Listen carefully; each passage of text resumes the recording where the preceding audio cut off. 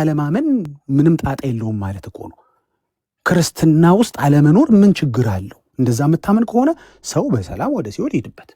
ለምን ወንጌል ትነግረዋለህ? መዳን የምትችለው ስታምን ነው፣ ስትጠመቅ ነው፣ ሜሮን ነው፣ መልካም ስራ ነው አትበለው። ችግር የለም። በሰላም ይሙትበት፣ በሰላም ሲኦል ይግባበት፣ ፈታ ይበልበት፣ ዘና ይበልበት በምድር ላይ ስጋዎቹን ስራዎች እያደረገ። ምክንያቱም ኮንሲኩዌንስ የለውም። ምክንያቱም የእግዚአብሔር ችሎታን ምን እያረክ እየሰበክ ነው? ፈቃዱ እያረክ እየሰበክ ነው። ማጥፋት ስለሚችል አጠፋን እንዴ? አልቻለም። አሁን ምድር ላይ ያለነው ማጥፋት ስላልቻለ ነው እንዴ? እግዚአብሔር እንዳለ እስትንፋሳችን መሰብሰብ አይችልም እንዴ? ስላልቻለ አይደለም። ግን ፈቃዱን ግን አስቀምጦልናል፣ ነግሮናል፣ ልጁን ልኮ አሳይቶናል፣ ፍቅሩን አሳይቶናል፣ የምንድንበትን መንገድ አሳይቶናል። ከዚህ በኋላ ምርጫው አንተ ነህ። ሲኦል ስትገባ በእግዚአብሔር አታላክክም። ከተተኛ አትልም። ከሲኦል ባትወጣ አላወጣልህ አቤት ክፋቱ አትልም። ወደህን የገባኸው መርጠህን የገባኸው ክርስትና ንቀህን የገባኸው። ስለዚህ አታምታታ፣ ፈቃዱን ከችሎታው ጋር አታምታታ። ግን ይችላል። ግን ያደርገዋል አያደርገውም። ምክንያቱም አስቀምጧላ። ሚድነው ያመነ የተጠመቀም ይድናል አለ እንጂ ሲኦል የገባም አስተያየት ይደረግለታል። ይግባኝ የምሰማበት ቻምበር አለኝ የሆነ ችሎታ አለኝ አላለም። that's it the end of the story ነው። ሲኦል ከገቡ በኋላ ይግባኝ ለሰው አንድ ጊዜ ሞት ከዛም በኋላ ፍርድ ተመድቦበታል ነው የሚለው። ይግባኝ የለም። ጨርሻለሁ። እሺ ቴንኪው ዳጊ። ሰሙ ቀጠለ 5 ደቂቃሽ።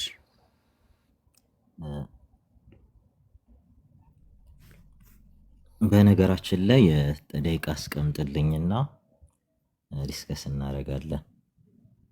እሺ በጣም በሚገርማችሁ ሁኔታ እግዚአብሔር አያደርግም ሲል ነበረና ሰማይና ምድር ታልፋለች ቃሌ አያልፍም ብሎ ማቴዎስ ወንጌል ምዕራፍ 5 ላይ የተናገረውን ክርስቶስን ምን እያለው ነው? ይሄ ነው በነገራችን ላይ የእነሱ ቤተ እምነት ማለት ይሄ ነው። የእግዚአብሔርን መቃወም። ቃሉ ምንድን? እግዚአብሔር ያድናል ሊገድልማል፣ ወደ ሲኦል ያወርዳል ያወጣልም ከሲኦል ይላል። አልቀበልም ያለ በጣም በሚገርም ሁኔታ በጣም በሚገርማችሁ ሁኔታ እግዚአብሔርን አትችለውም፣ አያደርግም። እግዚአብሔር ለምን ያደርጋል እንዴት እንዲሆናል ሲል ነበር። አንድ ኤቪደንስ አንድ ለሙከራ ያህል እንኳ አልጠቀሰልንም።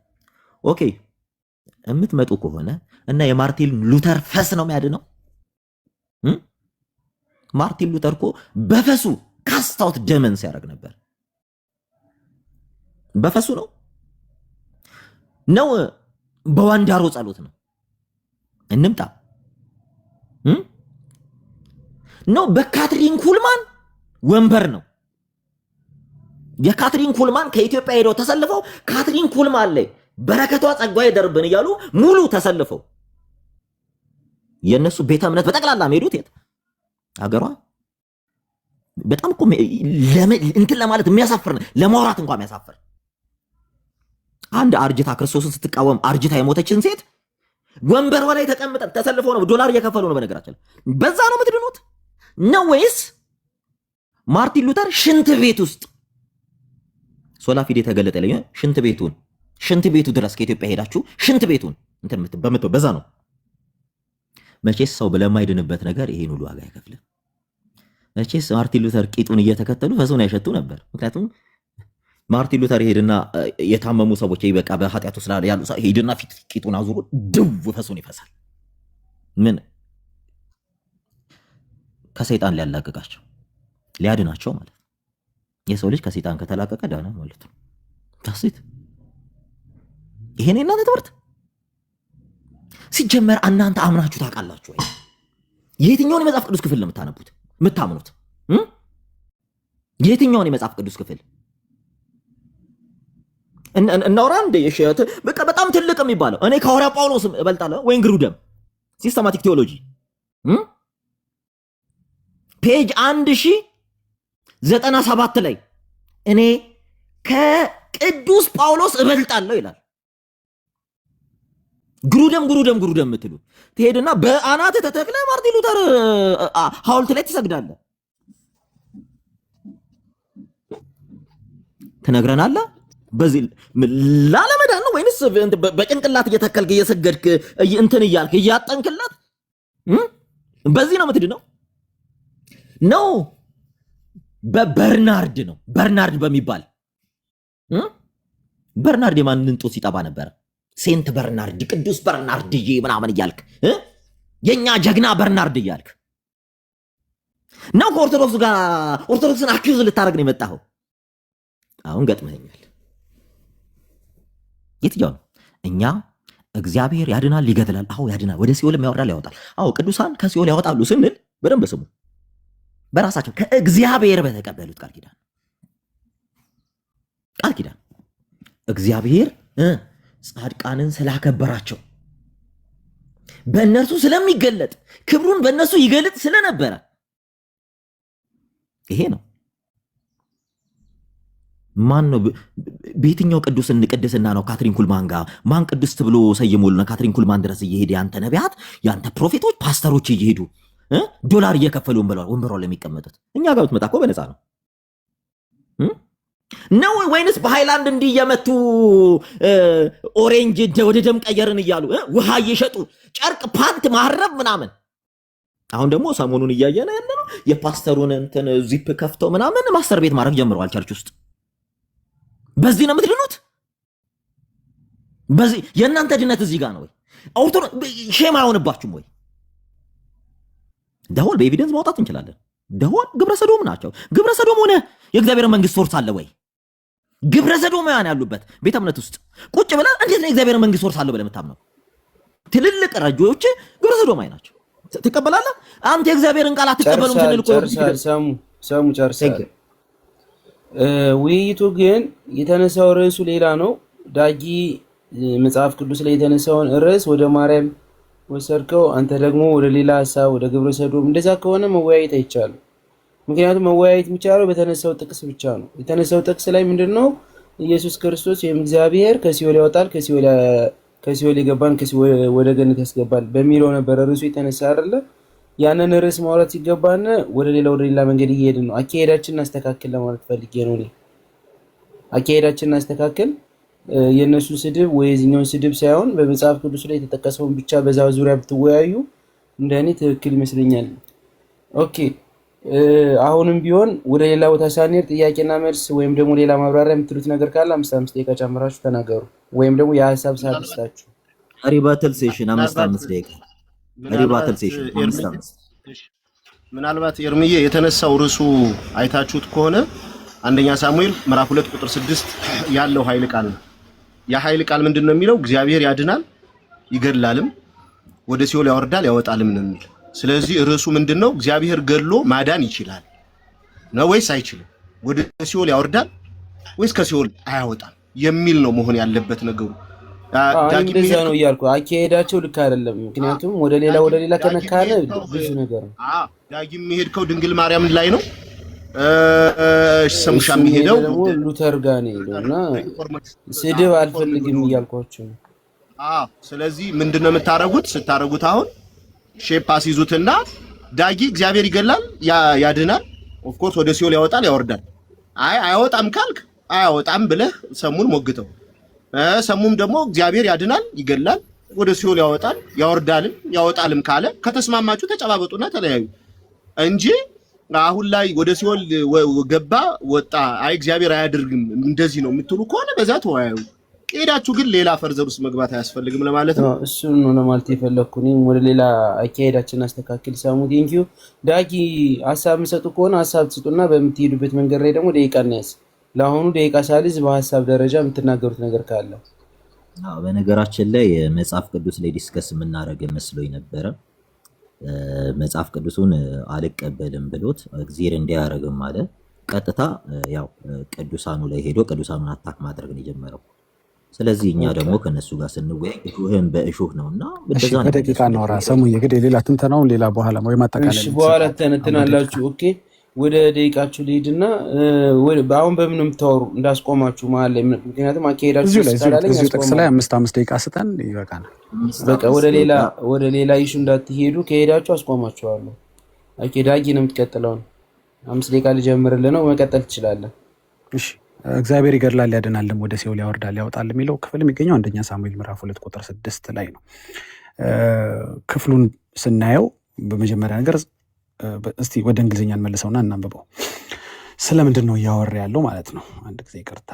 ኦኬ ኦኬ the Lord brings death and makes alive. He brings down to the grave ነው የሚለው grave and rise up. አይችልም እግዚአብሔር ልል ነው ይሄንን ያልኩት አይደለም። ቀድም ብያለሁ፣ ቀድቼዋለሁ፣ ራሴን ሰሞኑንም ቀድቼዋለሁ፣ አሰማቸዋለሁ ከፈለጋችሁ ማጠቃለያ ላይ። እኔ እግዚአብሔር አይችልም የምል ሰው አይደለሁኝ። እግዚአብሔር አይችልም የሚባል አምላክ አይደለም። ኦምኒፖተንት ነው። እግዚአብሔር አይችልም አይባልም። እንዲህ አይነት ቃል እግዚአብሔር አይነገርለትም።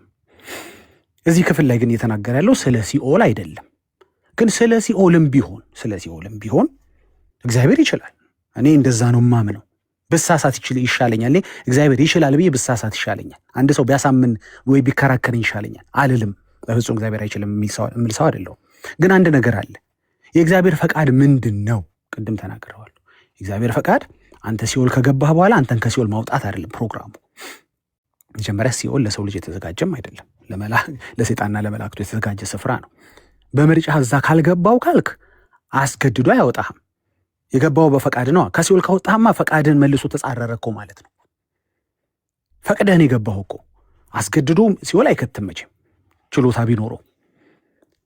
ሰው እሱን አላምንም እሱን አልከተልም ብሎ ሲኦል ከገባ በኋላ እግዚአብሔር በግድ ካወጣ እኮ የፈቃድ አምላክ ነው የምንለው ውሸት ነው ማለት። በግድ ያድንሃል ማለት ነው። በግድ አያድንህም።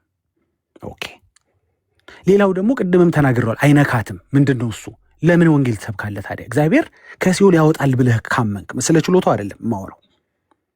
ክርስትና እንደዛ ከሆነ ከሲኦል እየገቡ መውጣት ከሆነ የኃጢአት ደሞዝ ሞት ካልሆነ አይ ከሞት በኋላ ይገባኛል ሲኦልም ቢገባ ይወጣል የምትል ከሆነ በዚህ ጥቅስ መሰረት ለምን ወንጌል ትሰብካለህ? ሰው በሰላም ወደ ሲኦል ሂድበት። ዋስ ዘ ወረስት አንድ ሰው ላይ ሊፈጸም የሚችለው ሊሆንበት የሚችለው ነገር ምንድን ነው? ቅጣቱ ምንድን ነው? ሲኦል አይደለም? ከዛ ደግሞ ገሃነመ እሳት አይደለም? ታዲያ ከሱ በኋላ ተስፋ ካለ እስከሱ ድረስ ለምን ታስፈራረዋለህ? ካልተጠመቅክ አትድንም፣ ካላመንክ አትድንም፣ ሜሮን ያስፈልግሃል፣ ቁርባን ያስፈልግሃል ለምን ትለዋለህ? ያለሱ መዳን እንዳለ ለዛውም በቀላሉ ማለት ነው።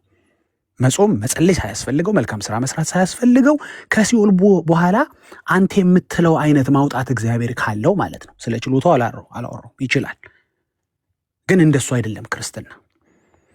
እንደሱ ከሆነ የቻለው ብሉይ ኪዳን ላይ ብቻ ነው። አዲስ ኪዳን ላይ ሳይችልም ነበር እንዴ? ልጁን ሳይልከውስ በፊት ለምን በሱ መልኩ አያድነንም ነበር ከሲኦል እያወጣ?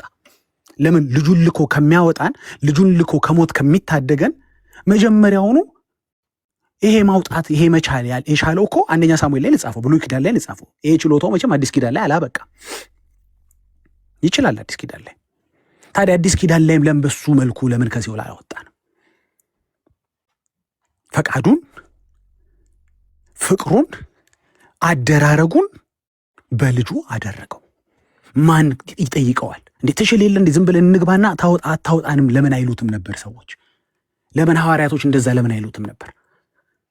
ለምን አንተ እንደሱ አትለውም ነበር እግዚአብሔርን?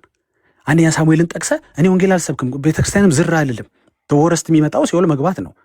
ከዛው አይደለማ። ይሄ ነው ችግሩ እኮ። ለዚህ ነው የምልጃን ነገር ያነሳሁት።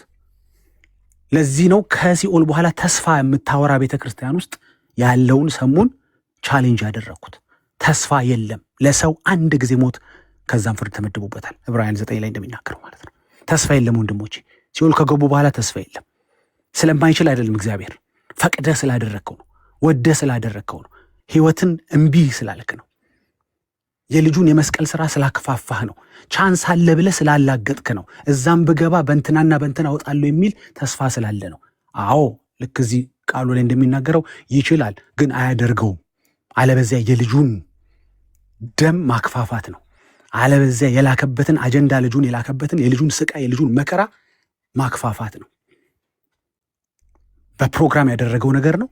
ልጁን ልኳል። በልጁ የሚያምን ብቻ ይድናል። ከሲኦል በኋላ ተስፋ የለም። ይሄ ነው ክርስትና። ጨርሻለሁ። እሺ ዳጊ እናመሰግናለን። ደቂቃ ወደ ሰሙ ነው የሚሄደውን የተናገረው ሁላችሁ ሰምታችኋል። ከታች ያላችሁ ሙስታውን ደግሞ ወደ ሰሙ እንሄዳለን። ሰሙ 5 ደቂቃ ጀምሬልሃለሁ፣ ቀጥል። በነገራችን ላይ መጽሐፍ ቅዱስ ወንጌል ሐሜት አይደለም። ማለትም ስክሪፕቸር አለውም ብለው መጽሐፍ ቅዱስ ብቻ ብለው እግዚአብሔርን እዚህ ጋር አኪዩዝ እያደረገው ነው። እንዴት እንዲህ ያደርጋል? ለምን እንዲህ ይሆናል? እንዴት እንዲህ ይሆናል? ሪባትል ሴሽን ስለሆነ ነግራችሁ በቃ እዚህ ድረስ ነው እግዚአብሔርን የሚዳፈሩት። ኦኬ በጣም ቅዱሳንን አድሬስ እያደረገ ሲናገር ሰምተነዋልና ምንም መጽሐፍ ቅዱስ ጥቅስ አንድ ጥቅስ እስካሁን እየጠቀሰልን አይደለም። ምንም አልሰማንም። እንጥቀስለት። ይሄ ጥቅሱ የቤቱም ርዕስ የኔ ጥቅስ ነው። እንደገና እንጥቀስለት። ቅዱስ ጳውሎስ በደንብ አስተውሉ። ይቅርታ ትንቢተ ዳንኤል ምዕራፍ 9 ከቁጥር 4 ላይ እንዲህ ይላል፣ ወደ አምላኬ ወደ እግዚአብሔር ጸለይሁ ተናዝዤም እንዲህ አልሁ ካለ በኋላ ጌታ ሆይ ከሚወዱህና ትእዛዝን ከሚፈጽሙ ጋር፣ በደንብ ስሙ፣ ከሚወዱና ትእዛዝን ከሚፈጽሙ ጋር ቃል ኪዳንንና ምሕረትን የምትጠብቅ ምን ቃል ኪዳንንና ምሕረትን የምትጠብቅ ታላቅ የምታስፈራ አምላክ ነህ ይለዋል። ታላቅና የምታስፈራ አምላክ ነህ ይለዋል። ምን ይላል? ቃል ኪዳንና ምሕረትን የምትጠብቅ ለማ ከሚወዱና ትእዛዝን ከሚፈጽሙ ጋር። ቃል ኪዳን ስንል ዝም ብለን አይደለም እናወራ፣ ዝም ብለን አይደለም። እዚህ ጋር መጥተው ያዙ ይልቀቁኝ ምናምን እያሉ እኛ መጽሐፍ ቅዱስን እንቀበላለን። እኛ የመጽሐፍ ቅዱስ ባለቤቶችም ስለሆነ ያው መጽሐፍ ቅዱስን ጽፈን የሰጠናቸው እነሱ መጽሐፍ ቅዱስን ከተቀበሉ ኢቭን አሁን 100 ዓመት አይሆናቸው 96 ምናምን ዓመት ለ2000 ዓመት ያዝነው መጽሐፍ ቅዱስን ሰተናቸው የኛን መጽሐፍ ቅዱስ ይዘው ነው አኪዩዝ የሚያደርጉን በጣም በሚያሳፍር ሁኔታ። እንዲህ ሚል አሁን እንደተናገረው አይነት ምን በክርስትና ታሪክ እንደውም የተወገዘ ነው እንዲህ አይነት ሰው በክርስትና ታሪክ። መጽሐፉ የሚለው እንዲህ ነው፣ ኪዳን የምትጠብቅ እግዚአብሔር ያደርጋል። አዎ ለወደዳቸው ለመረጣቸው ኪዳኑን ላጸናባቸው። የወደዳቸውና ኪዳኑን ያጸናላቸው እነማን ናቸው? ቅዱሳን። ቅዱስ ጳውሎስ እኔ ክርስቶስን እንደምመስል እናንተ እኔን ምሰሉ ብሏል። አንድ ሰው ቅዱስ ጳውሎስን የመምሰል ህይወት ኖረ ማለት ክርስቶስን መሰለ ማለት ነው። የቅዱስ ጳውሎስ ኢሜጁ ክርስቶስ ነበርና በደንብ አስተውሉ። መጽሐፍ ቅዱስ የሚናገረው ስለዚህ ነው። እንግዲህ እግዚአብሔር ከሲኦል ከቶ አያወጣም እንዲህ የሚያደርግ አምላክ አይደለም እያለ እግዚአብሔርን ኮሬክት እያደረገው ነው። ከዚህ ሃይማኖት ውጡ ነው የምንላችሁ። የሰው እሳቤ አይዲዮሎጂ ከሎጂክ ውጪ የሆነ ከሃይማኖት እሳቤ ውጪ የሆነ ይሄን ነው እያላችሁ ያለ ነው። መጽሐፍ ቅዱስ ጠቅሷል አልጠቀሰም፣ ሐሜት ብቻ። ኦኬ እንናገር። መጽሐፍ ምን ይላል? በደንብ አስተውሉ። መጽሐፍ ቅዱስ እንዲህ ይላል።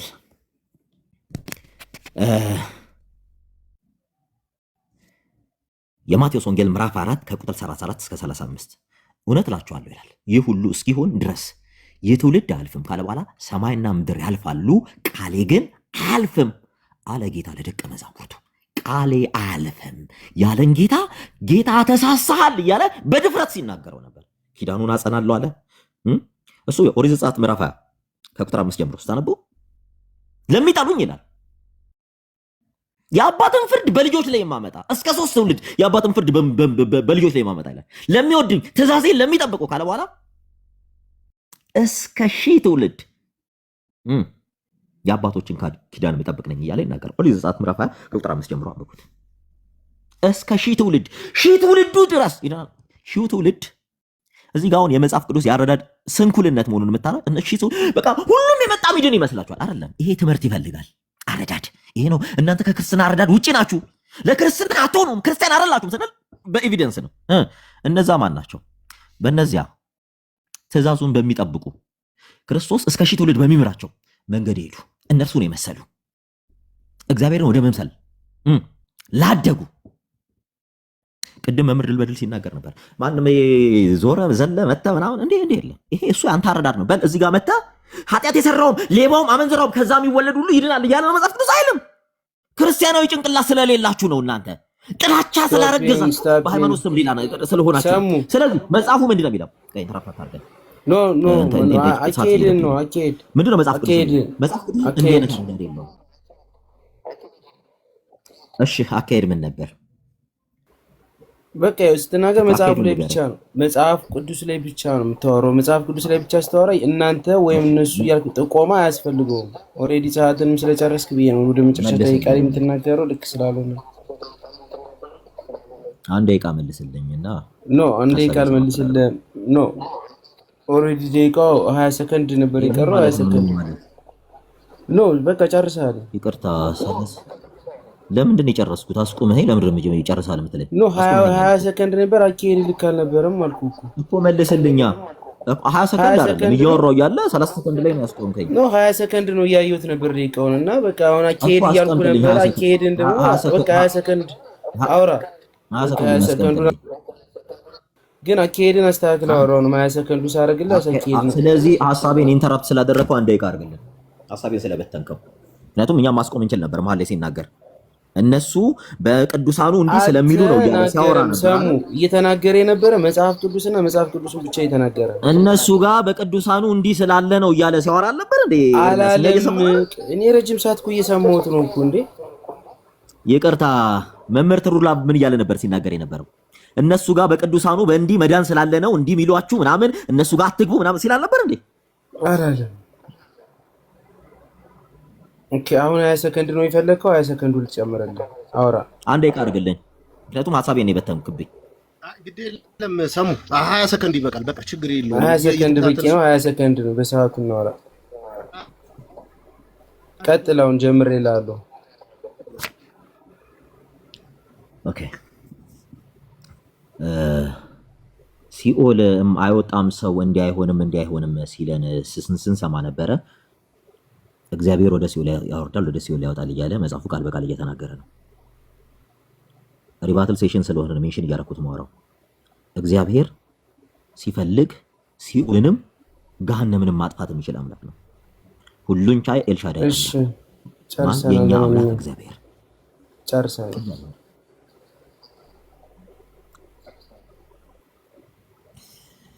ከዚህ በኋላ አሁን የምትነጋገሩት አለበለዚያ አንተ ነግሬሃለሁ። ሰሙ ከመጀመሪያው እኔ አካሄዳችን ካላማረ ደስ የማይል መጥቶ ቡሊ ሲያደርገን መሀል ላይ አስቆመዋለሁ። እኔ አስቆመዋለሁ። ቡሊ ሲያደርገን ማለት ነው። አንተ ካላስቆምክ አስቆመዋለሁ። እኔ ራሴ አስቆመዋለሁ። የሆነ ነገር ከተናገረ ራሴ አስቆመዋለሁ። ምክንያቱም አካሄዱ ልክ ካልሆነ ይሄ ልክ አይደለም ዳጊ አቁም እላለሁ። እዛ በኋላ ካቆምበት ደቂቃ ላይ ስለማየው እኔ ሴኮንዱንም ከዛ ጀምሮ ያወራልኝ። ከዛ በኋላ አስተካክሎ ይናገራል ማለት ነው። እንደዛ ካልሆነ በስተቀር የነዛ እየተባባልን የምንነጋገርበት መንገድ የለም። ስትሬት በሆነ መንገድ እናወራ ብዬ ነው። እሺ አሁን የምትነጋገሩት ጥያቄና መልስ 10 ደቂቃ ሰጣችኋለሁ። ጥያቄና መልስ 15 ደቂቃ አድርግልን። 15 ደቂቃ አድርግልን ጥያቄና መልስ። ዳጊ 15 ደቂቃ ትጠይቃላችሁ። አይበዛም? 10 አይበቃም? አለ አይበዛም። እንደፈለገ እንደናንተ ስምምነት ብዙ የምጠይቀውም ጥያቄ ስላለ 15 ደቂቃ እንደውም ጥያቄና መልስ ያንሳል። ኦኬ አርገው ችግር የለም። ጥያቄና መልስ ከማድረጋቸው በፊት ማሳሰቢያ አለኝ። ኤርሚ እሺ በጣም ማሳሰቢያ ምንድነው? በቀጥታም ሆነ በተዘዋዋሪ እግዚአብሔር ያድናል ወይስ ይገላል ከሚለው ውጪ መጠየቃት የምትጠያየቁ ከሆነ ጣልቃ እንገባለን። ሁለታችሁም በቀጥታም ሆነ በተዘዋዋሪ መንገድ እግዚአብሔር ያድናል ወይስ ይገላል፣ እግዚአብሔር ያድናል ይገላል ከሚለው ሐሳብ ውጪ ብትጠያየቁ ጣልቃ እንገባለን። ሁለታችሁም ላይ ይሄን ታሳቢ ይደረግ። እሺ እነሱ ከተስማሙ ሁለታቸው ከተስማሙ ማንም ሰው ጣልቃ መግባት አይችልም። በመጀመሪያ ወንጌል አማኝ ያለው ማንም ሰው አይገባ። አንዴ ብቻ ነው ያለው። ስለዚህ ማንም ሰው ጣልቃ ከገባ እወጣለሁ። ችግር የለውም። መጀመሪያ የሁለታችሁ ኤርሚ ግልጽ ነው። ውጪ ካወራችሁ ጣልቃ እንገባለን ያልነው እንጂ መውጣት ይቻላል። ከምንም ውጪ አውራ ማንም ሰው መውጣት አይችልም። ጣልቃ ከገባህ መውጣት ይችላል። አንዴ እኔን ጠብቀኝ ብፁዕ። ጥያቄና መልሳቸውን በምን አይነት በኩል ላይ መጠያየቅ እንደፈለጉ መጀመሪያ ከሰሙና ከዳጊ እንሰማለን። እንደ ማንኛውንም እንጠያየቃለን ከተባባሉ እንደፈለጉ ይጠያየቁ። በማለት ሰው ጣልቃ እንዳይገባባቸው። ምክንያቱም አጠያየቁ አሪፍ እንዲሆን የሁለታቸው ስምምነት ይወስነዋል ብዬ አስባለሁ። እንደኔ ዳጊና ሰሙ አሁን አንድ የተወሰነ ደቂቃ 2 ደቂቃ አውሩ፣ በምን በኩል እንደምታወሩ ማለት ነው። አዎ በቃ 15 ደቂቃ ጥያቄና መልስ ስለሆነ በቃ ወደ ቀጥታ ወደ ጥያቄና መልሱ እንግባ። ጥያቄውና ታዲያ ጥያቄው የምትጠያየቁት ጥያቄ ከመጽሐፍ ቅዱስ ውጭ ነው ወይስ በመጽሐፍ ቅዱስ ዙሪያ ማንኛውንም ጥያቄ የምትጠያየቁ? ከሚውት ያላደረገ ሰው ካለ ሚውት አድርጉ። መጽሐፍ ቅዱስ ጥቅስ ላይ አይደለም ወይ ያለው? ከመጽሐፍ ቅዱስ ሰሙ ያስተጋባል። ከመጽሐፍ ቅዱስ ያስተጋባል። ከመጽሐፍ ቅዱስ ነው ያለው። የኔ ያስተጋባል። ከመጽሐፍ ቅዱስ ባነሳችሁት ርዕስ ነው የምትወያዩ ወይንስ ሌላ ነገር ትነካካላችሁ? እሱን ነው መጀመሪያ እንድትጠያየቁ። ቅዱሳንም አብሮ ተጨምሮ ነው ወይንስ መጽሐፉ ላይ ብቻ ባለ ዙሪያ የምትነጋገሩ? ዳጊ በተነሳንበት ክፍል ላይ ማውራት እንችላለን። በቃ በተነሳችሁበት ክፍል ሌላ ጥያቄ እንዳትጠያየቁ ማለት በሱ ዙሪያ ባሉ ሀሳቦች ላይ ጥያቄውን በዛ ላይ ማጠንጠን አለበት። እሺ ትችላለህ። ማን ላይ ጀመር? 15 ደቂቃ ከዳጊ ሚዩታችሁን እንትናት በሉት፣ አትዝጉት። ለመመላለስ 15 ደቂቃ ከዳጊ ላይ አድርገው። 15 ደቂቃውን ዳጊ ላይ አድርገው። እሺ መልሱ ቶሎ ጀምር ያለው ዳጊ ጀምር። እሺ ሮሜ 10 ላይ እንደሚናገረው እንግዲህ ኢየሱስ ጌታ እንደሆነ በአፍህ ብትመሰክር እግዚአብሔርም ከሙታን እንዳስነሳው በልብ ብታምን ትድናለህ ይላል። ይህንን ባያረግ አንድ ሰው ሲኦል ይገባል ወይስ አይገባም? ካላመነ ነው አሁን ተፈርዶበታል ይላል። ኦኬ ቢፈረድ ታዲያ ምን ችግር አለው? መልሶ እግዚአብሔር ከሲኦል ያወጣል፣ ይድናል ማለት ነው። ሰው እግዚአብሔርን ያላመነ ያልተጠመቀ ስጋው ደሙን ያልወሰደ ክርስቲያን ይሆናል የሚል የመጽሐፍ ቅዱስ ቨርስ የለም። ስለዚህ እግዚአብሔር ከሲኦል ያወጣል ያልከው ያመኑ የተጠመቁትን ነው ማለት ነው። አዎ በእግዚአብሔር አምነው ተጠምቀው ክርስቶስን ወደ መምሰል እያደጉ መሀል ላይ ለዛም ያበቃ ኃጢአትን ካላደረጉ እግዚአብሔር ይችላል። መጀመሪያ እነዚህ ሰዎች ለምን ሲኦል ገቡ? እሱን እግዚአብሔርን ያስገባቸው። ሰው አምኖ ተጠምቆ ለክርስትና የሚያበቃው ያልከውና ኖሮ ሰው ይገባል ማለት ነው። እግዚአብሔር ሲኦል ይከተዋል ማለት ነው። እግዚአብሔር ሲኦል ያስገባዋል፣ ከሲኦልም ያስወጣዋል። ስለዚህ እሱንም ባያረግ ሲኦል ይገባል አይደል? ክርስትናውንም ቢጠብቅም ባይጠብቅም ሲኦል ይገባል ማለት ነው። በዚህ አባባል ክርስትናውን ኦልሞስት ክርስትናውን ካልጠበቀማ ለሲኦል የሚያበቃው አለ። ለሲኦል የሚያበቃው ስርየት የማያሰጣቸው ኃጢአቶች አሉ። እነዛን ከፈጸመ እንትን ላይ ይችላል። ስለዚህ ቢጠብቅም ይገባል ባይጠብቅም ይገባል ማለት ነው አይደል? በሁለቱም ሲኦል ይገባል ማለት ነው ሰውየው። እንዲህ የሚል መልስ አልመለስኩልህም። ኦኬ ስለዚህ አንድ ሰው ካላመነ አይደለ በአፉ ካልመሰከረ ሲጀመር አላመንም ነው አይጸድቅም ማለት ነው። ሲጀመር ካላመነ ክርስቶስን አላመነምና ተፈርዶበት አሁን ተፈርዶበታል ይላል መጽሐፍ። ኦኬ የተፈረደበት ሰውዬ ግን ከሲኦል መውጣት ይችላል። ምን ችግር ይፈረድበት? ኦልሬዲ እግዚአብሔርን አላመነማ። ከሲኦል የሚወጡት ማን ናቸው? አልተፈረደባቸው ናቸው። ነገርን እኮ እግዚአብሔርን አምነው እግዚአብሔርን በመምሰል እየተመላለሱ መሀል ላይ ቢስቱ ገብተዋል። ያለዛ የማያበቃቸው ከሆነ እግዚአብሔር ደግሞ ይመልሳቸዋል። ኦኬ ስለዚህ ያስገባቸው እርሱ ነው የሚያስወጣቸው። መጽሐፉ የሚለው እንደዛ ነው። ስለዚህ የሳቱትም እንደሱ ብለው የሳቱትም እንደሱ ብለው ያልሳቱትም እንደሱ ኖር የሳቱትም ያልሳቱትም ሲኦል ይገባሉ ዞሮ ማለት ነው አይደል? መቼም የሳተ ገነት ይገባል አትለኝ። እንዲህ ሚል ንግግር አልተነገርኩም። እሱን አንተ ነህ እያወራህ ያለኸው። አልከኝ እኮ ይሄን አድርገው ቢስቱ ሲኦል ይገባሉ አልክ። አላልኩህም። አንተ የምትለው ሌላ ነው፣ እኔ የምልህ ሌላ ነው። አንተ የምመልስልህ ሌላ ነው፣ አንተ የምታብራራው ሌላ ነው። እኔ ነርቨሳቱን ስማኝ፣ በደንብ አዳምጠኝ። ቀላል ነው። ነርቨስ አልሆንኩም። ምንድነው ነርቨስ የሚያደርገኝ? በክርስትና ህይወታቸው ቢደክሙ ሲኦል ይገባሉ አይደል? በጣም ቀላል መልስ የመለስኩልህ እኮ ዳጊ፣ በጣም ቀላል። ራስን አዳምጠው። ወዳጄ እኔ በደንብ ራሴን እያዳመጥኩ ነው። ከገቡ በኋላ መውጣት የሚችሉ ከሆነ ገባ። መጀመሪያውኑ አንድ ሰው በአፉ መመስከር እግዚአብሔር ከሙታን እንዳስነሳው በልቡ ማመን አያስፈልገው። ምክንያቱም በዚህ ባይገባ በዛ ይገባል፣ ከሲኦል ይወጣል። ክርስትና አያስፈልገው፣ ወንጌል አያስፈልገው ማለት ነው። እንዲህ ማንም እሱን አንተ አልክ።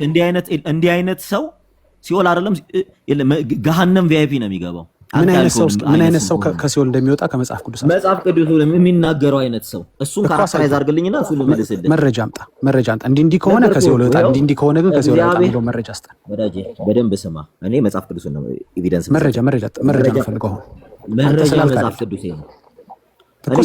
አንተ ያልከው አንተ የመሰለህ ከሲኦል ይወጣል።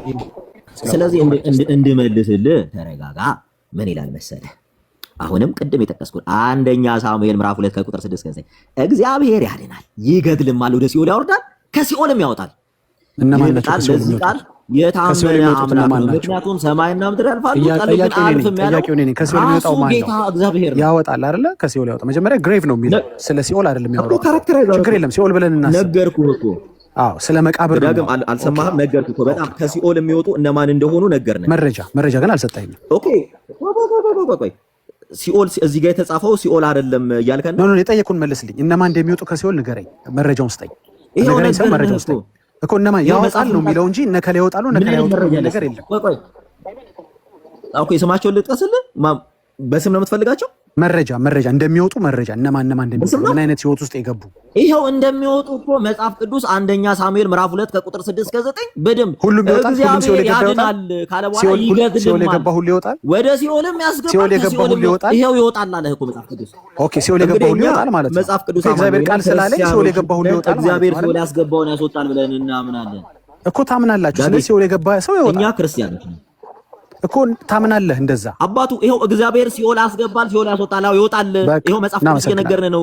የራስና ወንጌል ሰብከ አታውቅም፣ ግን እንደ ወንጌል መስበክ ለምን ፈለግ ታዲያ? ወደ ኤርሚያስ አስቆም። እኔ አሁንም ፐርሰናል አታክ ላይ የሚመጣ ከሆነ ሞራል በጣም ትክክለኛ ጨዋ ጥያቄ ነው። በስርዓት ይዘህ ጥያቄ ጠይቅ።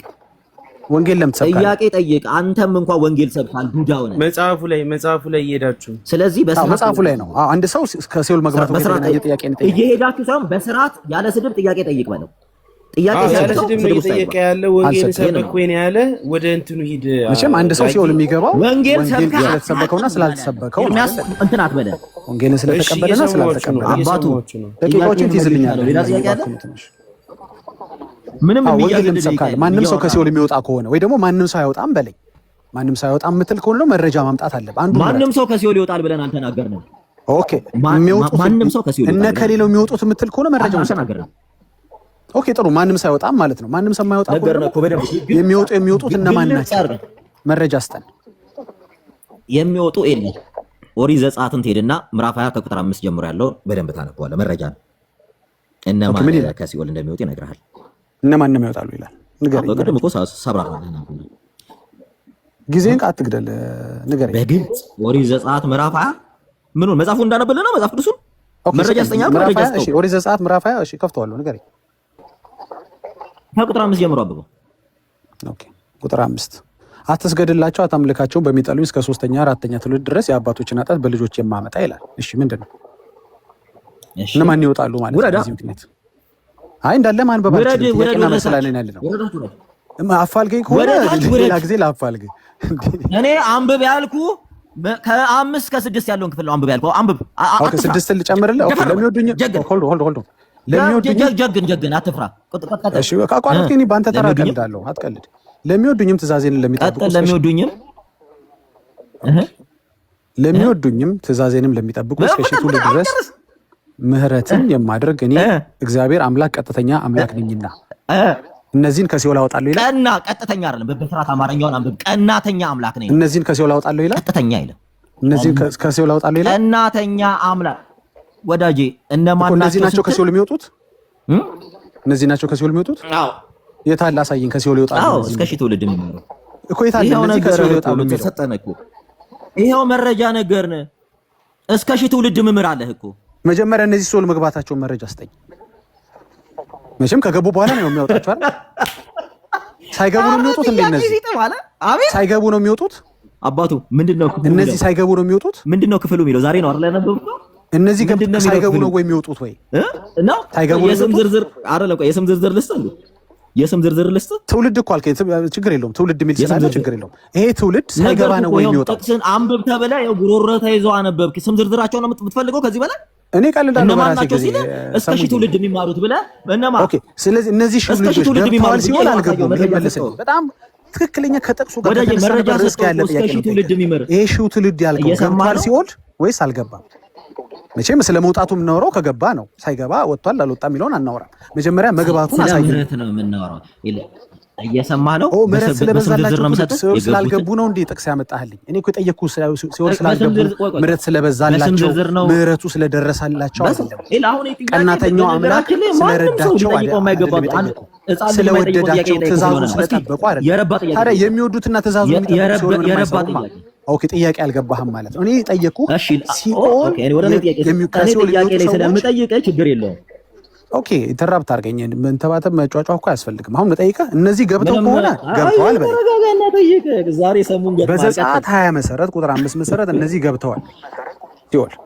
እሺ ኦኬ እነማን ናቸው ብለህ ለጠየቀኝ ፈጠን እያልክ መልስልኝ። ከሲኦል የሚወጡት እነማን ምህረት የሚያገኙት እነማን ናቸው ስትለኝ ምህረት የሚያገኙ ወይም እግዚአብሔር የሚምራቸው እነማን እንደሆኑ መጽሐፍ ቅዱሳዊ መረጃ ገልጠህ አንብብ እየተናነቀ አነበብክልኝ። ስለዚህ እነዚህ ገብተዋል ወይ? እነዚህ ሲኦል ገብተዋል ወይ? ገብተው ወጡ የሚል መረጃ ነው የሰጠኝ። አሁን እነዚህን ገብተው እነዚህን አስወጣቸው ከሲኦል። እኔ እኮ ቅድም ለጠየቅ የሚማሩ እነማን ናቸው ብለህ ለጠየቀኝ እኮ ነው የሚማሩት እነማን እንደሆነ ይሄን መረጃ የሰጠው። ጥያቄ ሲኦል የገባውን ግለሰብ ስሙን ንገረኝ ነው። ኦኬ እነዚህ ምረት ነው እስኪ የትውልድ ስም መንገር አሁን በዚህ ጥያቄና መልስ ላይ ይከብዳል። ወዳጄ ስማቸውን ንገረኝ እያልከኝ ነው። አይ ዶንት ቲንክ አንተም ዛሬ ነው መሰለኝ ዝም ብለህ ሰርች ታደርጋለህ። እንደዚህ ይላል። ይኸውልህ ላንብብልህ። እሺ ጥያቄው ላይ ስለሆንኩ ኢንተራክት አታርገኝ ሰሙዬ። ለመሰለህ የራስህ ተራ ስላለ አንተ ላይ እንዳይቀለድብህ እኮ ነው ስርዓት መያዝ ያለብህ። ራስህን አስብ። ስርዓት ያዝ። አሁን ልጠይቅህ እንዳንተ እኩል ስለማላወራ ጥያቄ ልጠይቅህ ነው። እንደዚህ ኢንተራክት ታርገኝ ከሆነ አንድ ጥያቄ እንድጠይቀኝ አላደርግም። በስነ ስርዓት እንጨርስ። ቁጥር 6 ላይ እንደዚህ ይላል ለሚወዱ ለሚወደው የራስ ያመጣው ልንገር። እኔ ሌላ አዘጋጅቼልህ ነበር ጥያቄ ራስን የራስን ጥያቄ ጠየቀ። ለሚወዱኝ ትእዛዜንም ለሚጠብቁ እስከ ሺህ ትውልድ ድረስ ምህረትን የማደርግ ምህረት ያደረገልህ ከሆነ እኔ ጠየቁ ሲኦል የተገባ ምህረት ያልተደረገለትን ነው። እነዚህ ምህረት የማደርግ የሚለው ሲኦል ለገቡት ነው ምህረት ያደረገላቸው። እነዚህ ሰዎች እነዚህ ትውልዶች ሲኦል የገቡ ናቸው። ክፍሉን ጨርሰህ እስከ ቁጥር ስንት ድረስ? እስከ 6 አነበብኩልህ። ከ6 ልለፍ ሙሉ እኔ አምላካችሁ እግዚአብሔር ቀናተኛ አምላክ ነኝ እስኪለው አንብበው። ቆርጣ አምጥተህ እንዲህ ይላል ችግር የለውም። የሚወዱትም ትእዛዜን ለሚጠብቁ መጽሐፉን ሙሉውን አንብበው እኮ ነው ያልኩህ። ሌላ ምዕራፍ 20 እንዳለ ላንብብልህ። ምዕራፍ 20 አይደለም ያልኩህ፣ ቁጥር 6 ነው ያልኩህ። ላንብብልህ እስከ 6 ያለው ሙሉውን። አይ ደግሜ ያላነበው እስከ 4 ነጥብ። ለሚወዱኝ ትእዛዜን ለሚጠብቁ እስከ ሺህ ትውልድ ድረስ ምህረትን የማደርግ እኔ እግዚአብሔር አምላክ ቀናተኛ አምላክ ነኝና። ስለዚህ እነዚህ ምህረት ያደረገላቸው ትውልዶች ሲኦል ገብተው ነው ምህረት ያደረገላቸው ወይስ ገና ያልገቡ ናቸው? ጥያቄ በጣም ከርዕሱ ጋር የሚሄድ መልስ። ኦኬ ስለዚህ ጥያቄ ይሄ ሺህ ትውልድ የተባለው ይሄ ሺህ ትውልድ ስሙን ያልጠየቅኩ ይህ ትውልድ ሲኦል ገብቶል ኦልሬዲ ከዛ በኋላ ምህረት ያደረገላቸው ወይስ ሳይገቡ በፊት ነው? አልገባኝም። ጥያቄ ወይ ከጠየቀኝ ዝም ብለህ እያወራ እኔ ላወራ ስል ታወራለህ። ላወራ ነው ጸጥ ብያለሁ። መልስ እንደገና ጥያቄውን ጠይቀኝ። መልስ እኮ ምን ጠፋብህ ጥያቄው? እኔ እያወራሁ እኩል እንደገና ጠይቅ። እሺ ጠፋለህ። ጥያቄውን እንደገና ነገር ይሄ እስከ ሺህ ትውልድ ድረስ ምህረትን የማደርግን የሚለው እስከ ሺህ ትውልድ ድረስ ምህረትን ማድረግ የሚለው ምህረት ያደረገላቸው ወይም አደርጋለሁ ብሎ ቃል የገባላቸው ሲኦል የገቡ ናቸው ወይስ ገና ከመግባታቸው በፊት ነው ይሄ ነገር የተነገረ ያለው? ኦኬ ከዲስከሽናችን ቶፒክ ተነስተን እንትን ስንል እነዚህ ሺህ ትውልድ ተብለው ሜንሽን የተደረገ እስከ ሺህ ትውልድ ምረልሃለሁ ሲል ከእስከ የለም ሪስትሪክሽን የለውም። ስለዚህ በዚህ የትውልድ አደረገው እግዚአብሔርን በመምሰል እንትን የሚሉ ኢቭን ኢፍ ሲኦል እንኳ ቢገቡ እግዚአብሔር የምህረት ኪዳን ስላለው እግዚአብሔር ያድናቸዋለሁ። አድንልሃለሁ ሲል ዝም ብሎ አይደለም እየተናገረ ያለው። ኦኬ እመልሳቸዋለሁ፣ በቃ አመሰግናለሁ፣ ወደ እኔ አመጣቸዋለሁ እያለ ነው እግዚአብሔር ቃል በቃል እየተናገረ ያለው። ይሄን ሄርሜኔቲክስ ላይ ገብተህ ማንበብ ትችላለህ። እኔ አማርኛ ነው እንደዚህ የምታወራ ከሆነ እኔም በዳታ አወራለሁ። ጨርሻ አመሰግን። ተመልሶልኛል። ስለዚህ ምን እያለ ነው? ይሄ ሺህ ትውልድ ምህረትን የሚለው ትውልድ ሲኦል ገብተው የሚምራቸው ነው ካለ እስከ ሺህ ትውልድ ድረስ የሚምር ከሆነ ሲኦል እንዳይገቡ ሰዎች ወንጌል መሰበክ የለበትም ማለት ነው አይደል? ልክ ነኝ? ለምን ወንጌል ትሰብካለህ ታዲያ? እንደሱ ከሆነ እግዚአብሔር ሺህ ትውልድን ያህል ከሲኦል አውጥቶ የሚምር ከሆነ ለምን ወንጌል ይሰበካል እኮ? አንዴ ሚውት አድርግልና እንድመልስልህ ማትመልስ ከሆነ ወደሚቀጥለው ጥያቄ አንተ አሁን ለእኔ ሳወራ እኩል ታወራለህ። ረበሽ መጠበጥ አይ በቃ አትመልሰው። አላመጣሁት ነው ጥቅስ ያልከው። እሺ እንደዚህ ይላል ኤፌሶን 2 ላይ እንደዚህ ይላል። ኖ ማለት አንችልም። ጠያቂው ነኝ። ያው ፍራት አያችሁ አይደለ? ቀጥል። እየሰማኸኝ ነው? እንግዲህ ፈርቷል ማለት ነው። እሺ እንዲያውም ሮሜ ላይ ያለው አንድ ጥያቄ ልጠይቅህ። ሮሜ 3 ላይ እንደዚህ ይላል። ሁሉም ኃጢአትን ሰርተው እግዚአብሔር ክብር ጎድሏቸዋል ካለ በኋላ እንደዚህ ይላል። እነዚህ ክብር እግዚአብሔር ክብር ሮሜ 3 23 ሁሉም ኃጢአትን ሰርተዋል። ሳትመልስ ደቂቃው አለቀ። እሺ ሁሉም ኃጢአትን ሰርተዋል፣ እግዚአብሔርም ክብር ጎድሏቸዋል፣ በኢየሱስ ክርስቶስ በሆነው ቤዛነት በኩል እንዲያው በጸጋው ይጸድቃሉ ያላቸው ከሲኦል በኋላ ነው ወይስ ደግሞ ከሲኦል በፊት ነው ይሄ የእሱ ቤዛነት የሆነላቸው? በነገራችን ላይ ስለ ቤዛነት ስናወራ እንዲሁ የሰው ልጆች እነዚህ ሰዎች ያልዳኑ ሰዎች አይደሉም። አንድ በደንብ አስተውሉ። ሰው የሚጸድቀው ስለዚህ በቤዛነቱ ነው ማለት ነው። ከሲኦል በኋላ በሚደረግለት ምሕረት ሳይሆን በቤዛነቱ ነው የሚጸድቀው ማለት ነው። እኔ ጥያቄ ጠይቀህ አብረህ እያወራህ እንዴት ነው ልመልስልህ የምችለው? እሺ አፍጥ ነው። ሮሜ 3:23 ምዕራፍ 3 ከቁጥር 23 እስከ 24 ያለውን ክፍል በደንብ አንብበው። እንዲያው በጸጋው ይጸድቃሉ የተባሉት እነማን ናቸው ሲል የሰው ልጅ በጠቅላላ ኢኒሻል ሳሊቬሽን አቴንመንት ነው። ገባ? ጭራሽ ካውዱ ወጥተህ እየጠየቀኝ ስለሆነ ነው ምነግርህ። በቃ ስለዚህ በሱ ቤዛነት በኢየሱስ ክርስቶስ በሆነ ቤዛነት ሰው ይጸድቃል እንጂ ከሲኦል በሚደረግ ምሕረት አይጸድቅም ማለት ነው። አረብናት ጥቅሱ እንደሚናገረው በኢየሱስ ክርስቶስ በሆነ ቤዛነት ሰው ይጸድቃል እንጂ ከሲኦል በኋላ በሚደረግ ምሕረት አይጸድቅም። ምንም ጥቅስ ወዳጄ ከሲኦል በኋላ የተደረገላቸውም ሰዎች እንድመልስ እድሉን ሰጠኛለህ። እንደገና ደግሞ ግልጽ ነው። እሺ ቀጥላ አንተ ስራ ስለሆነ ወደ ደቂቃውን ጨርሰናል። ደቂቃ ጨርሰናል። 15 ደቂቃ አስቀምጥ። እንደዚህ ግን 15 ደቂቃ ግን አንድ ሰዓት ነው ብኛ ያቅም ብስማ በል 15 ደቂቃ ቀጥል። ደቂቃውን ጀምሬያለሁ። ቀጥል። እሺ ዳጊ አንደኛ ሳሙኤል ምዕራፍ 6 ከቁጥር 9 ያለውን የመጽሐፍ ቅዱስ ክፍል ትቀበላለህ? አንደኛ ሳሙኤል ልክፈተው። እሺ አምስት ታነበው ነበር እኮ ያሁኑ ነው። ምዕራፍ 6 አንደኛ ሳሙኤል ምዕራፍ 2 ነው ያነበብኩት እኔ። አንደኛ ሳሙኤል ምዕራፍ 2 ከቁጥር 6 እስከ 9 እዛው ተገለባበጥከው። አንዴ አትደንግ። ነርቭስ ስጠይቅም ነርቭስ ትሆናለህ እንዴ? እሺ ምዕራፍ 2 አሁን ኤርሚያስ ቤትን የምትመራበት ጊዜ ነው። አይ ነርቭስ አቱን ያልኩት ነርቭስ አቱን ማለት በቃ ይመልስ ዳጊ መልስ አይደለም። የጠየቀኝ ምንድን ነው? አንደኛ ሳሙኤል ምዕራፍ 6 ነው የፈለከው ወይስ ምዕራፍ 2? ይቅርታ ምዕራፍ 2 ከቁጥር 6 እስከ 9 ፕሊዝ እኮ እንደዛ መሆን አለበት። በስነ ስርዓት ጠይቃ ስትጠይቅ አሁን እኔ ወደ ምዕራፍ 6 ሄድኩኝ። ይቅርታ ምዕራፍ 2 ቅድም ያለውን ቢሆን ኖሮ በነገራችን ላይ ጴንጤ ማለት እንደዚህ ሽንታም አትገለባ። ለምን ትገለባ? አትሳደብ። ነው ጥያቄው እኮ የፈለክ የትኛው ነው? አንደኛ ሳሙኤል ምዕራፍ 6 ነው የፈለከው? እኔ እኮ ላንተው ነው ሁለቱን መመለስ ስለምችል ነው። የትኛው ነው የፈለከው? በስርዓት ነው ስመልስልህ ነበር። 15 ደቂቃ ላይ ልግልኝ አይደረግልም። ቀጥል። በደንብ ነው የሚደረግልኝ። ጨምርልኝ። ደቂቃ አላልኩትም። መሀል ላይ ኤርሚ የሚያወራበት ሰዓት ነበር። ቀጥል። ይቅርታ እኔ እስካሁን ጥያቄ ስጠይቅ እያሾፍክ ስለሆነ ጥያቄው ደቂቃውን ወደኋላ መልስልኝ ኤርሚያስ።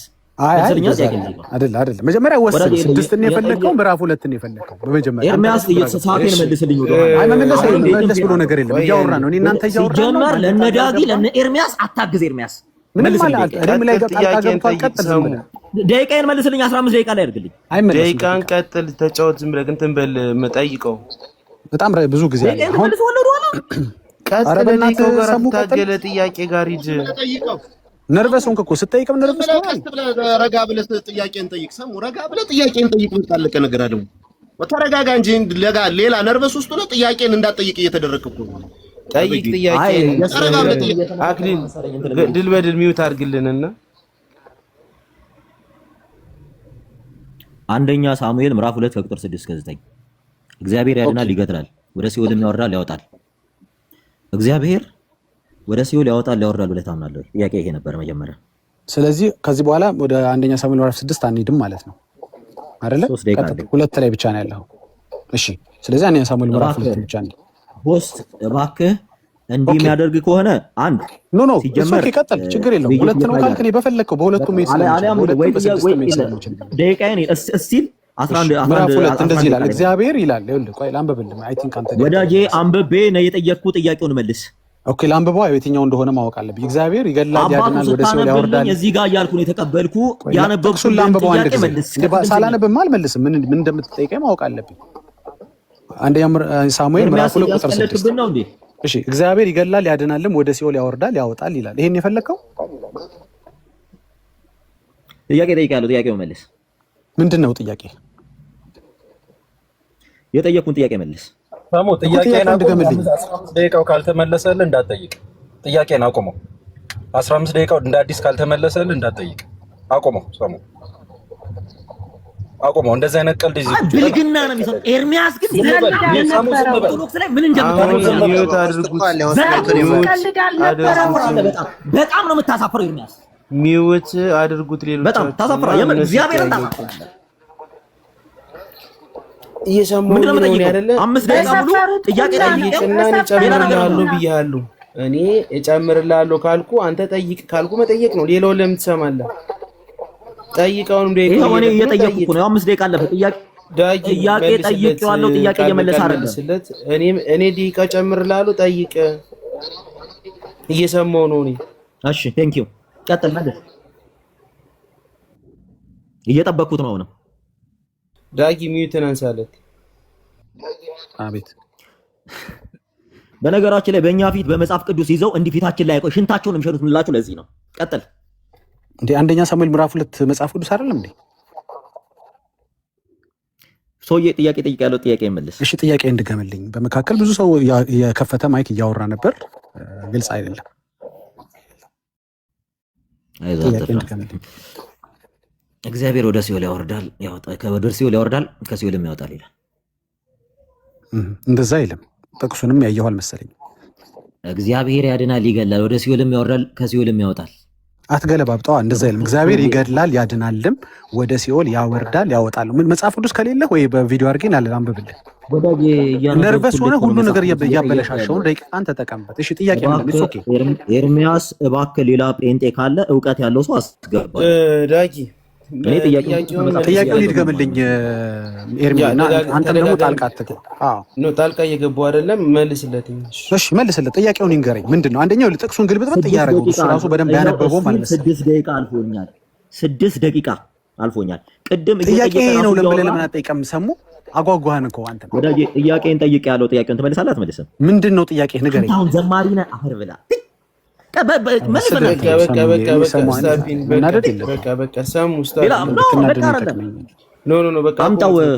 ሌላ የሚጠየቅ ሰው አስገባ። ለምንድን ነው የሚያቆመው? እንደፈለገ ከተፋ በኋላ ለምንድን ነው አቁመት? እንደዛ አይደለም። ጥያቄ መልስ ነው። አዳምጠኝ። የጥያቄ እየጠየቀው ነው፣ እሱ እየደገመብህ ነው አይደለ? ወይም ደግሞ አጠያየቅ ይስተካከልልኝ እያለ ነበር አይደል? በዛ መካከል እያየው ነው። እሰማችኋለሁ። ደቂቃው እስከሚያልቅ ተወው በቃ ብለህ ወደ ሌላ ጥያቄ መሄድ ትችላለህ። ከዛ በኋላ ጠይቀህ ግን በኋላ ደቂቃ እኔ ራሴ እጨምርልሃለሁ። ምክንያቱም እሱ ያ እንትን ያለበትን ቦታ ምናምን እያየው ስለሆነ ማለት ነው። እንደ መካከለኝነት ምስ ጥያቄ መጠየቅ ካለብህ ጠይቀዋለህ። አንተ ዝም ብለህ እምቢ ካለ የኛውን እንትን ካላለ ወደ ሌላ ጥያቄ መሄድ ትችላለህ። ቀጥል። ጥያቄ ነው። አንድ የ3 ዓመት ህፃን ልጅ በጠይቀው የሚመልስልን ጥያቄ ነው። አንዴ በቃ አሁን ዞሮ ወደ ሲኦል ያወርዳል ከሲኦልም ያወጣል የሚለውን ጥያቄ ያደርጋል ብለህ ታምናለህ ወይ? ጥያቄ አጭር ጥያቄ አቶ አሁን እንዳትጠይቀው። ቆይ ዳጊ አሁን ምንም ነገር ስላልተመላለሳችሁ ደቂቃውን ላቆመው ነው። አይ ደቂቃው ምን አታቆመው። እኔ መሀል ላይ ስትገባብኝ አቆመው አላልኩኝ። መጠየቅ ያልፈለገው እሱ ነው። ኤርሚዬ ቆይ አንዴ በጨዋታ እያወራን ነው። መጠየቅ ያልፈለገው እሱ ነው። ቆይ አንዴ እኔም እንዳወራ ደግሞ ድል ስጠኝ። ነው ያላወራውም እኮ እንግዲህ አውራና ካንተ በኋላ አወራለሁ። አንተ አውራና። ኦኬ ይኸውልህ፣ አንደኛ ነገር ጥያቄ እየጠየቀ ነው። ጥያቄ እየጠየቀ እየገባህም እንዳልገባህም እየሆንክ እያየው ነበር ነው። ገብቶሃል እንደኔ። ስለዚህ አሁን እንደኔ አንድ ነገር ምንድነው መሰለህ ዳጊ፣ ጥያቄ ጠይቀሃልኝ፣ ጥያቄውን የምታውቀውን እንደሱ ቅድም ሲመልስልህ እንደነበረው አድርገህ መልስለት። በዚህ አይነት መንገድ ሲሆን አሪፍ ይሆናል። ምክንያቱም እኛ እየጠበቅን እየተማርን ነው። አንድ ጥያቄ ነው የጠየቀ፣ በቃ እሱን ጥያቄ መልስለትኝ። ከዛ እንደዛ እያለ ሄዳልኝ። ምናልባት አሁን 2 ደቂቃ በጥያቄው መካከል ያለ ነው። 13 ደቂቃ አለው እሱ። ኦኬ ዳጊ ጨረስክ ኤርሚ? 13 ደቂቃ አለው። 13 ደቂቃውን ይጠይቃል። መልስለት ፕሊዝ። እሺ 13 ደቂቃ የለውም። ፌር ከሆንክ ማለት ነው። ለምንድን ነው የሌለው መሰለህ? በመጀመሪያ ሁለታችን ስንወያይ ይኸውልህ፣ ሁለታችን ስንወያይ 15 ደቂቃ ነው ያለው። ኖ ሰሙቶ 13 ደቂቃ የለም ይለኛል እንዴ? በቃ 13 ደቂቃ 2 ደቂቃ አንተ የ7 ሰከንድ ጥያቄ እኮ ነው የጠየቁት። ችግር የለውም። አሁን እሱን ክርክሩን የደቂቃው ላይ ሳይሆን ምላሹ ለኛ እናተኩርና 12 ደቂቃ አለው። 12 ደቂቃውን ይከራከራል ማለት ነው። 13 ደቂቃ ማለት ነው። 13 ደቂቃ 2 ደቂቃ እስካሁን ድረስ በመሀል የገቡት ምናምን ነገር ትብዬ በቃ 13 ደቂቃ አድርጌልሃለሁ። ቀጥለውን ጥያቄ እንዳየ መልስለት ፕሊስ። እሺ አዎ እሺ። እኔ ደግሞ ላውራ ኤርሚ። በመጀመሪያ ነገር አሁን አንተ እያወራ ደቂቃ የሚሄደው እኔ ግባ ብዬህ አይደለም፣ አንተ ፈልገህ ነው። ስለዚህ አንተና ሰሙ ናችሁ ማውራት ያለበት። ደቂቃውን ያባከንክበት አንተ ስለሆንክ ለሰሙ ምክንያቱም ትነግረዋለህ ለምን ደቂቃው እንደባከነ እንጂ እኔ አልቀጣም። አንተ ለገባኸው እኔ አልቀጣም። ገብቶሃል? አስጨናቂ ለከፈተው ማይክ እኔ አልቀጣም። ገብቶሃል? ሌሎች ለሚሰሩት ጥፋት እኔ አልቀጣም። እንዳልገባው ሆነ ያልከው እንግዲህ ልቤን መርምረህ ከሆነ ምናልባት አዲስ ችሎታ ነው። ኢትስ ኦኬ። ሌላ እናንተ በውስጥ ማውራት እንችላለን። ስለዚህ እንደገባኝ ልሁን እንዳልገባኝ ልሁን እሱ እግዚአብሔር ያውቃል። ጥቅሱን ራሱ አላወቀውም። አይተሃል፣ ሰምተሃል። አንደኛ ሳሙኤል ምዕራፍ 6 ብሎ ነው የጀመረው። አያውቀውም ልጁ መጀመሪያ። አይ ቲንክ አሁን ነው ጉግል ሲያደርግ አንተ ሰውዬ እኔ እኮ ይሄን ጥቅሱን እንኳን እኮ ይዤ መጣሁት እኔ ነኝ። ኧረ በእናትህ ይሄን ነፈዝ እንትን በለው ወይ አስወርደው። ሰላም ሁኑ። ከዚህ በላይ አንድ 6 ስድብ ጠግብ ያለው ይበቃኛል። አመሰግናለሁ። በቃ አስወርደው በእናትህ። ከዚህ በላይ ስድብ እንኳን ኖ ዳጊ አንዴም ሳልሰድብ ሄድኩኝ ማለት ነው። ተባረክ ወዳ ሳደብ እናውራ እየተባባል ነበር ቅድም ጀምረን አይደል? በቃሽ በእናትህ በቃ እንዲህ ሮጦ ሊወጣ ነው። ተሳም ለዚህ ነው መታችሁ በመጽሐፍ ቅዱስ እኛ ፊት አታወሩም። በቃ ይቅር በቃ ሰሙ ነው እንዳታስቆመን በቃ ትላለህ። 15 ደቂቃ ጨፍሮብን በቃ እንደዚህ ነገር ነው ያልፈልግም። 15 ደቂቃ ምናምን ክርክርም ጭቅጭቅም አልፈልግም። ሲጀመር ካልተመቻችሁ መተው ነው። እኔ መጨቃጨቅም አልፈልግም። ውይይት ነው የተደረገው። በውይይት ደረጃ መወያየት ነው። መጫጫ ምናምን ነገር አያስፈልግም። እንዳትሳደብ ብዬ ነበር ከመጀመሪያውም። ያለ ስድብ መወያየት ትችላለህ። ስድብ ከተሳደብክ ምን ታደርግልኛለህ? እኔ መሰዳደቡን ፈልጌም ለሊት 9 ሰዓት ድረስ ቁጭ ብዬ አንተን ማዳመጥ ግዴታ እኮ የለብኝም እኔ። በንግግር ከሆነ መጽሐፍ ቅዱስ ለመረዳዳት ከሆነ መረዳዳት ነው። በቃ አለቀ። እንትና ለእንትና አዳላ የሚባል አማርኛ የለም። ከመረዳዳት ከተቻለ በመጽሐፍ ቅዱስ ዙሪያ መነጋገር ነው። ብቃት አለኝ ካላችሁ በመጽሐፍ ቅዱስ ማውራት ነው።